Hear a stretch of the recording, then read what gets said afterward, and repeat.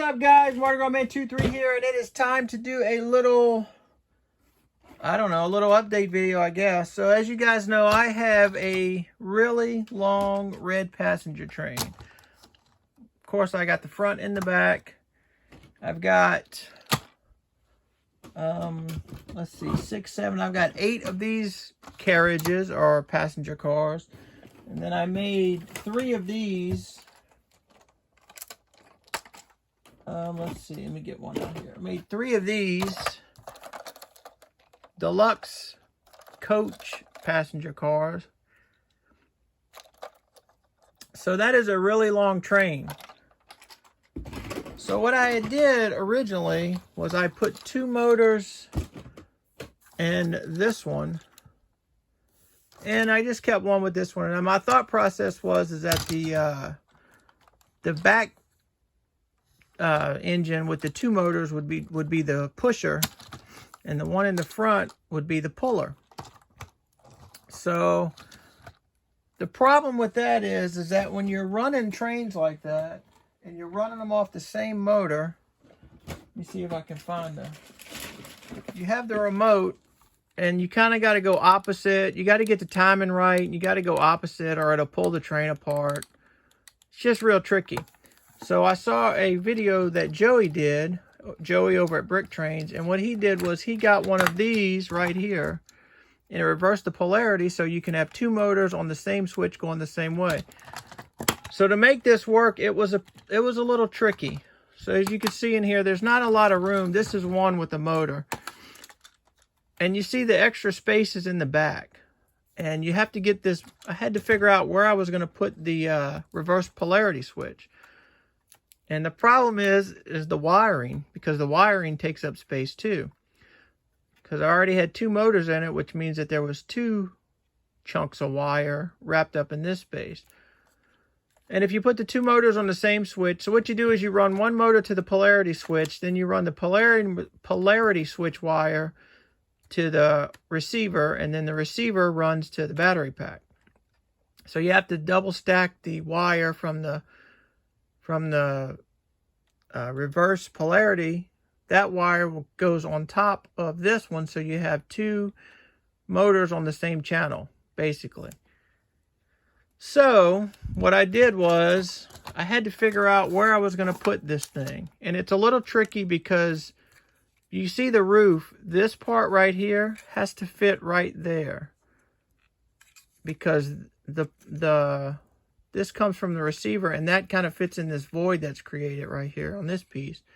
So you can't move this. If you move this back, then this hits this part.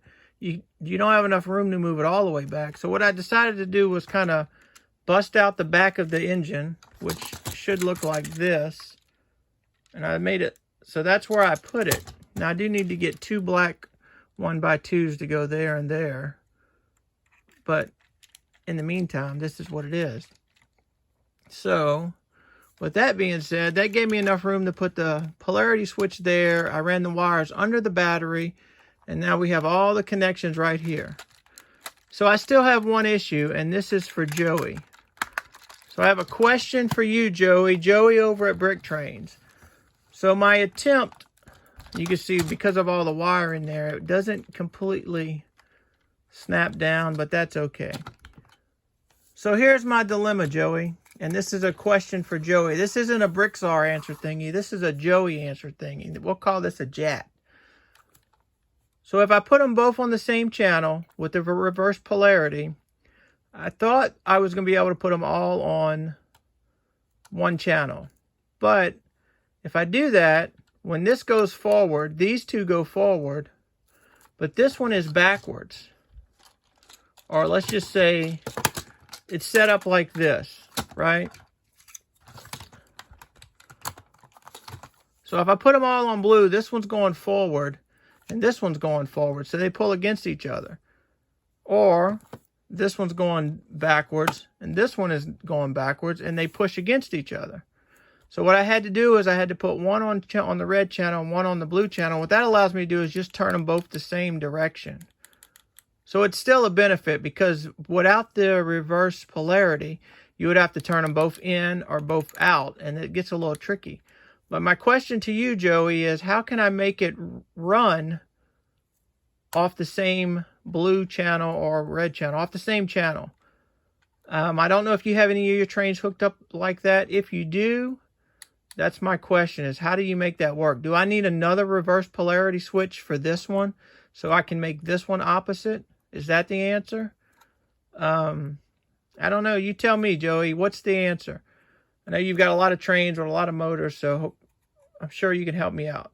So that's what I did, guys. So now I've got, it makes it a lot easier to run. So I'm going to show you a little video of it running in my hallway, and you'll get to see how big this bad boy is.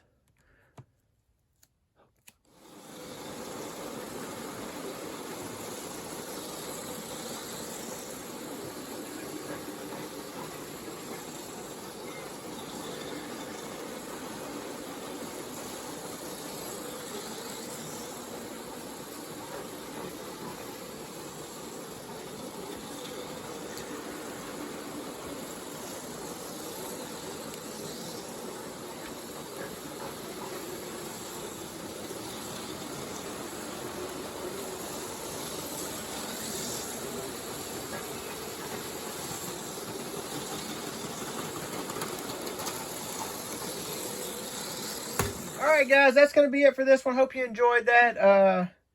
I will tell you that the batteries I had, I actually went and bought new batteries because I have a bag full of batteries and I could get it to work with the old batteries, but it was really, really slow, kind of creeping along.